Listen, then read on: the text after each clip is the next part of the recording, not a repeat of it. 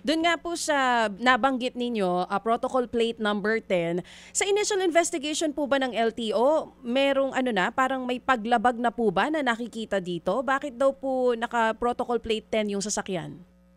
Unang-una, ang protocol plate po kasi, yung number 10, ano po yan sa mga justices and also yung equivalent rank at saka yung salary grade na paggamit. Pero syempre sa akin may violation hindi malinaw ho dun sa EOAO ng ating Pangulo kung sino lang yung dapat gumamit ng blinkers, wangwang. So nakadikit naman dito, how come na yung naka-protocol plate nakawangwang at saka kung bakit nakapangalan doon sa isang private firm. Kanino po nakapangalan itong sasakyan na gamit po Doon sa Stanwich, Philippines. Anong klaseng kumpanya po ito?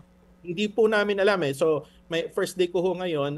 Kaya ho, pinapasurrender ko yung sasakyan dito sa LTO para mas malaliman po namin na maimbestigahan. Aside dun sa may-ari po ng sasakyan, kasama din po sa show cause order yung driver. Tama po? Sino nga po ulit yung driver ni Yusek?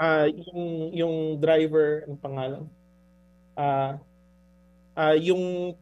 Teka, saglit. Ano pangalan? Owner niya, president and owner ng Stanwich. Hindi. Yung pangalan ng tao. Wala sa Oo. Yung pangalan ng driver, hindi ko palang hawak. Pinapacheck ko ngayon, pero kailangan i-surrender nila. Identify naman dun sa video kung sino sila Baka maling driver padala nila Alam ko kaagad yun. Mga kapatid, brothers and sisters, saan ka pa? Dito na tayo sa totoo. Dito na tayo sa True FM. Mga kapatid, mag-subscribe and follow po kayo sa social media accounts ng True Network PH. Yan po kami. Hanapin nyo lang True Network PH, Facebook, Instagram, YouTube, TikTok, and podcast. Mapa Apple or Spotify man yan, mahahanap nyo kami. Lahat ng mga napapanood at napapakinggan nyo po sa programa, nasa social media accounts namin yan. So, paano mga kapatid? See you sa social media!